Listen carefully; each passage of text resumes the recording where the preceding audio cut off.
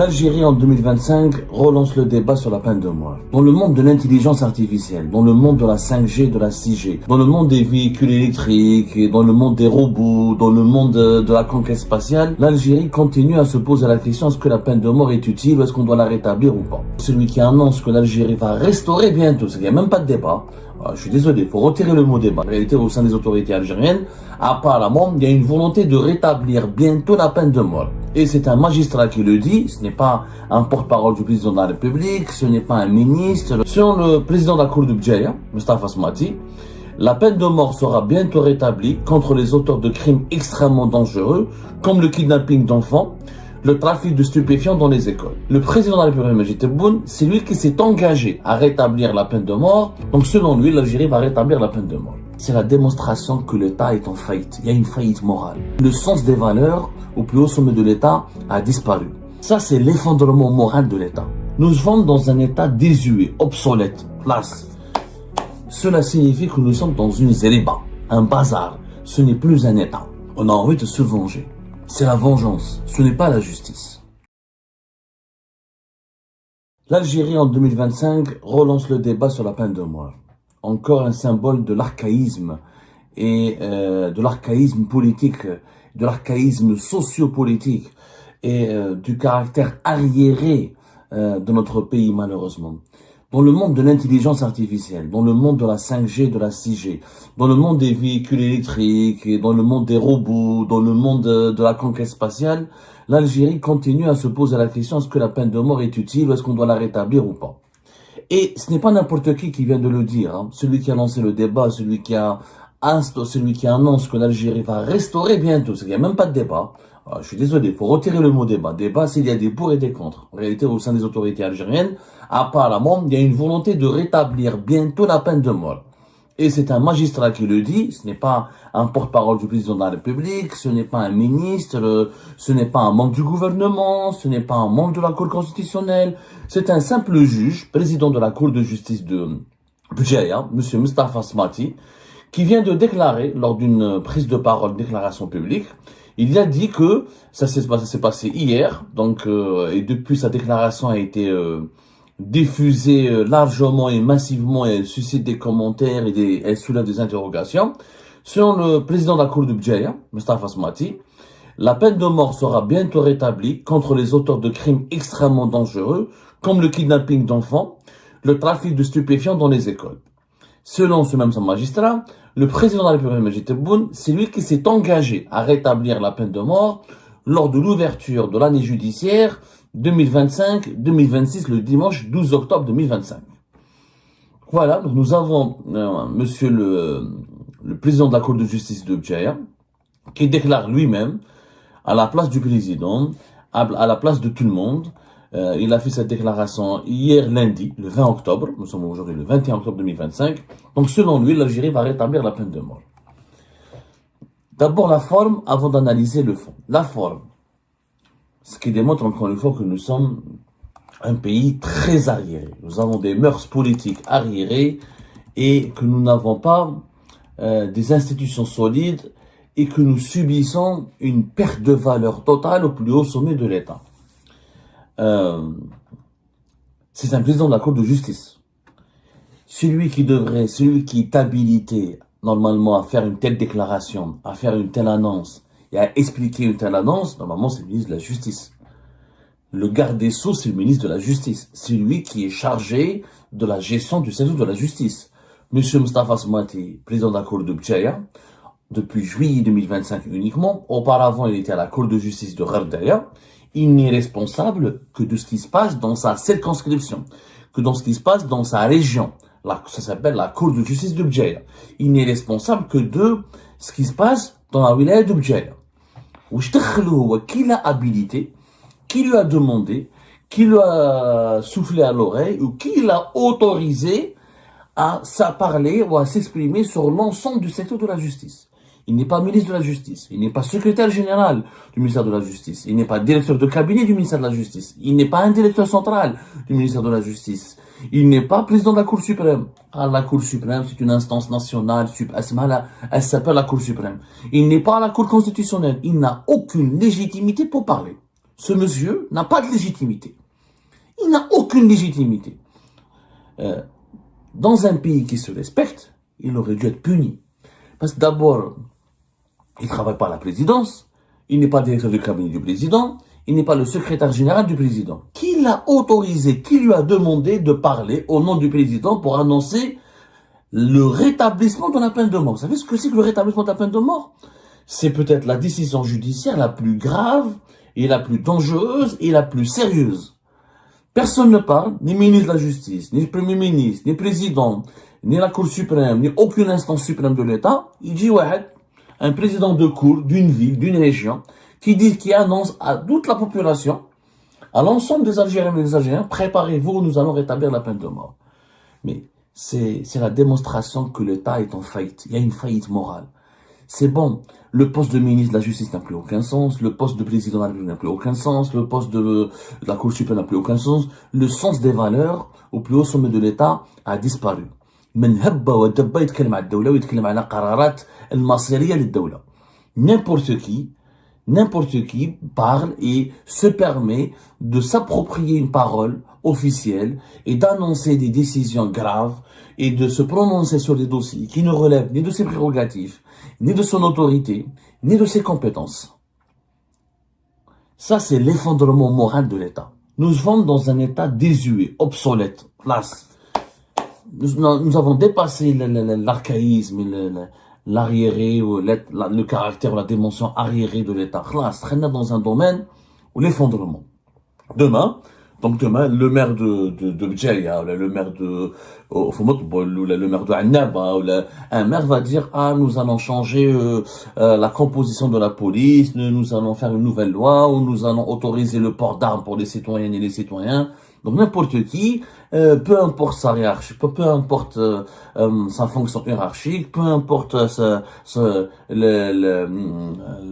le relativisme de son autorité, peu importe les caractéristiques de sa fonction, il peut prendre la parole et annoncer au nom de l'État que comment l'Algérie va changer une loi fondamentale ou comment l'Algérie va introduire une mesure radicale. Ça n'a pas de sens. Donc, sur le plan de la forme, ce qui s'est passé est très grave. C'est ce que le président de la Cour de justice de Bdjaïa n'est pas rappelé à l'ordre ou sanctionné dans les heures qui vont venir. Cela signifie que nous sommes dans une zéléba, un bazar. Ce n'est plus un État. Demain, n'importe qui, encore une fois, qui occupe n'importe quelle fonction, peut se permettre d'annoncer aux Algériens, peut parler au nom du président, peut parler au nom de l'État. Un État est une structure, est une hiérarchie, est la discipline, c'est une entité de discipline, de rigueur. Il y a des protocoles, il y a une configuration, il y a une organisation. En Algérie, c'est le contraire. C'est devenu un bazar. Ça, sur le plan de la forme. Sur le plan du fond, quand monsieur Adam Mustafa Smati dit que on va rétablir la peine de mort pour les crimes, bien sûr, regardez le populisme. Nous avons deux dérives. La dérive populiste, c'est de caresser le sang. Comme l'opinion publique sur les réseaux sociaux, à chaque fois qu'il y a un kidnapping d'enfants, à chaque fois qu'il y a un grave scandale de meurtre, ou un crime grave, naturellement l'opinion, sous l'émotion, à cause de les réseaux sociaux, nous ont habitués à la dictature de l'émotion. L'émotion, l'émoi collectif pousse les gens à demander la peine de mort. Donc, pour caresser la population dans le sens du poil, pour faire de la récupération politique, ce juge, ce magistrat, dit que nous allons appliquer la peine de mort. Et bien sûr, la deuxième dérive, l'excès de zèle, le qouada, comme on dit en Algérie, dans plusieurs régions du pays, le qouada batal, l'excès de zèle, il cite le président de la République pour le caresser dans le sens du poil et dans le sens du poil, et pour dire que c'est le président qui s'est engagé à rétablir cette peine de mort lors de l'ouverture de l'année judiciaire 2025-2026. Donc c'est grâce à lui et grâce au président que nous allons punir et exécuter les criminels les plus dangereux du pays, et c'est comme ça, soi-disant, supposément, que nous allons faire reculer la criminalité et la grande délinquance. Donc, Mustafa Smati, il voulait avec une pierre frapper deux oiseaux, la faire tomber deux oiseaux. C'est-à-dire que, voilà, je fais de l'excès à l'égard du président et j'essaie de le faire grandir auprès de l'opinion publique, et j'essaie de récupérer la colère populaire, ou de récupérer, de faire du populisme, ou de susciter le buzz, en rassurant la population que nous allons exécuter bientôt les criminels les plus dangereux. Donc Adam Mustafa Asmati, clairement, il a des ambitions carriériste, il veut que le président de la République le récompense, ça lui suffit pas la cour de justice de Bjaria, il a envie de monter en grade, il a envie d'avoir une autre belle carrière, et il a bien compris qu'en Algérie, plus tu dis du bien du président, plus tu fais du populisme, et plus tu réussis. En Algérie, malheureusement, c'est la démonstration que ce n'est pas la compétence, l'honnêteté, la vérité ou la méritocratie qui va te permettre d'avoir une belle carrière ou de réussir. C'est l'excès de zèle, c'est le populisme, c'est la soumission, c'est le sensationnalisme, c'est comment créer le buzz et comment faire le buzz. Soyons maintenant, analysons le fond, soyons rationnels et analysons ensemble le fond. Toutes les études scientifiques menées dans les pays qui appliquent encore la peine de mort et dans les pays qui n'appliquent pas encore la peine de mort, il n'y a aucune preuve. Il n'y a aucune corrélation, ni aucune preuve scientifique, aucune corrélation entre le recul de la criminalité et l'application de la peine de mort. Il n'y a aucune preuve scientifique et statistique qui démontre que lorsqu'on applique la peine de mort, il y a moins de crimes contre les enfants, il y a moins de trafic de stupéfiants, il y a moins de crimes graves, il y a moins d'homicides volontaires. Il n'y a aucune preuve. Je dis bien. Prenons un cas très concret. Le pays qui applique le plus la peine de mort, c'est les États-Unis d'Amérique. Dans les États-Unis d'Amérique, c'est un pays fédéral et les États-Unis d'Amérique est composé de 52 États. Donc chacun est autonome et souverain au niveau de sa juridiction interne. 24 États ont maintenu aux États-Unis d'Amérique la peine de mort. Par exemple, l'Arizona, l'Arkansas, la Florida, Georgia et 3 États appliquent à maintes reprises, où ils sont considérés comme les États qui appliquent les plus la peine de mort. Le Texas, la Floride et l'Oklahoma. Ce sont les 3 États qui exécutent le plus de prisonniers chaque année. Et nous avons 23 États, donc c'est pratiquement égalité, 24 États appliquent la peine de mort, 23 États qui n'appliquent pas la peine de mort, comme l'Alaska, le Colorado, New York, North Dakota, New Jersey, New Mexico, etc., le Wisconsin. Et vous avez 3 États qui ont suspendu la peine de mort, qui sont la Californie, l'Oregon et la Pennsylvanie. Les statistiques sur la criminalité entre les États qui appliquent la peine de mort et qui n'appliquent pas la peine de mort démontrent que dans les États où il n'y a pas d'application de la peine de mort, il y a un taux de criminalité plus bas que dans les États qui appliquent la peine de mort. Ou il est plus bas, ou il est équivalent. Mais les États qui appliquent la peine de mort n'ont pas des taux de criminalité beaucoup plus bas que dans les États qui n'appliquent pas la peine de mort. Et c'est la même chose dans tous les pays du monde. Vous prenez tous les pays du monde qui appliquent la peine de mort et les pays qui n'appliquent pas la peine de mort et vous allez voir que ça n'a pas d'impact. En Europe occidentale, il n'y a pas de peine de mort. En Europe du Nord, il n'y a pas de peine de mort. Et pourtant, la criminalité, elle est beaucoup plus bas, elle est très bas par rapport, elle est à un niveau très très bas par rapport à d'autres pays du monde qui appliquent, comme l'Arabie Saoudite, comme d'autres, qui appliquent la peine de mort, etc., comme l'Iran, etc. Ça ne veut rien dire. La peine de mort ne va pas dissuader ni empêcher les crimes. On le sait depuis l'aube de l'humanité. C'est pour ça qu'il y a les abolitionnistes. C'est pour ça que les défenseurs des droits de l'homme, dont je fais partie, demandent l'abolition de la peine de mort. D'abord, ça veut nous éviter des erreurs judiciaires. Ça s'est arrivé aux États-Unis à maintes reprises, où des personnes qui ont été condamnées à mort, à la fin on a découvert qu'ils étaient innocents, parce qu'il n'y a pas de certitude absolue dans certaines affaires criminelles. Il faut le savoir. De deux, on n'a pas le droit d'ôter la vie.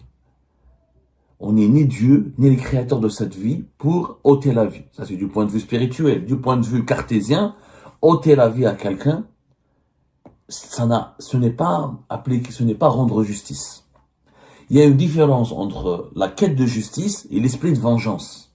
En Algérie, malheureusement, nos magistrats, qui cherchent le buzz et qui ont des ambitions carriéristes, etc., font dans la vengeance. Comme la population, ils cultivent l'esprit de vengeance de la population. Ils arrosent l'esprit de vengeance de la population. Quand il y a un crime grave, ça peut se comprendre. Moi-même, je suis un père de famille, par exemple. Quand je vois un cas de pédophilie suivi de meurtre, de torture, sur le coup, Sur le coup, on est tous choqués, on est tous bouleversés. C'est humain. On a envie de se venger. Mais ça, c'est la vengeance. Ce n'est pas la justice. La justice n'est pas de punir. La justice est de comprendre comment le mal s'est produit, ensuite le punir. Pourquoi on doit comprendre le mal, comment il s'est produit? Afin que cela ne se reproduise pas, pour empêcher que le mal ne se reproduise. On peut exécuter un pédophile. Ça ne veut pas dire qu'en exécutant un pédophile, qu'on va empêcher la pédophilie, ou qu'on va l'éliminer. On pourra exécuter 3, 4, 10, 20, 100 pédophiles par an. Ça ne signifie pas que nous allons, encore une fois, reculer ou empêcher la pédophilie dans notre pays. Pour empêcher le mal, il faut le comprendre. Comment on en devient pédophile? Il faut le traiter de manière scientifique, de manière politique, de manière sociologique. Et la peine de mort n'apporte pas de solution. La peine de mort n'apporte pas de solution. Donc, encore une fois, c'est un débat archaïque. Les scientifiques, les pays civilisés, ils ont dépassé ce débat depuis longtemps. Les pays archaïques, les pays arriérés, où il y a la dictature de l'émotion, parce que qu'est-ce que c'est qu'être civilisé? C'est de maîtriser ses émotions et d'utiliser sa raison. C'est ça quand on est civilisé, c'est quand la raison prime sur l'émotion. On est tous sur l'émotion, on peut tous dire, imaginons quelqu'un il est suspect, il n'y a pas de preuve, il est juste suspecté. On va l'exécuter, et demain ce sera pas lui. Demain on a la preuve, ou ses proches vont donner les preuves, c'est pas lui, c'est un autre. Ça peut exister il y a la part d'erreur judiciaire. C'est pas évident en Algérie, on se contrefiche de cette dimension. Parce qu'en Algérie, la justice, elle est expéditive. Voilà, on fait pas d'enquête, on cherche pas des preuves. Allez, 2, 3 témoignages, 2, 3 messages sur Facebook. Allez, tu es condamné, 40 ans, 50, 50 ans, 30 ans, condamné à mort. C'est un condamné à mort qui vous parle. Moi, j'ai été condamné à mort en Algérie pour mes articles. Donc moi, on va me condamner, on va m'exécuter. Parce que j'ai écrit des articles. Dans un pays sérieux, civilisé, en enquête, il y a le temps de la justice, ensuite le temps de la punition. On ne peut pas punir sans juger, sans avoir des preuves, sans qu'il y ait un procès équitable. Or, les juges en Algérie, ils n'ont pas cette culture de la vérité. Ils sont dans la culture de la vengeance, parce qu'ils sont des barbares. Parce que depuis, et ça existait bien avant 2019, malheureusement, cette tendance s'est aggravée depuis 2019, puisqu'on a habitué les juges, on leur a dit, plus vous remplissez les prisons, plus vous êtes sévère, plus vous êtes dur, plus le régime vous récompensera, vous donnera des promotions, vous améliorera vos salaires et vous considérera comme des juges, des magistrats utiles, efficaces et sur lesquels il pourra s'appuyer pour gérer la sécurité nationale et l'ordre public. Or, ce n'est pas en remplissant les prisons, en condamnant à la chaîne qu'on garantit la sécurité. En Algérie, les prisons sont saturées, sont remplies à ras-bord. Est-ce qu'on a fait reculer la criminalité? Regardez comment la criminalité elle a explosé en Algérie.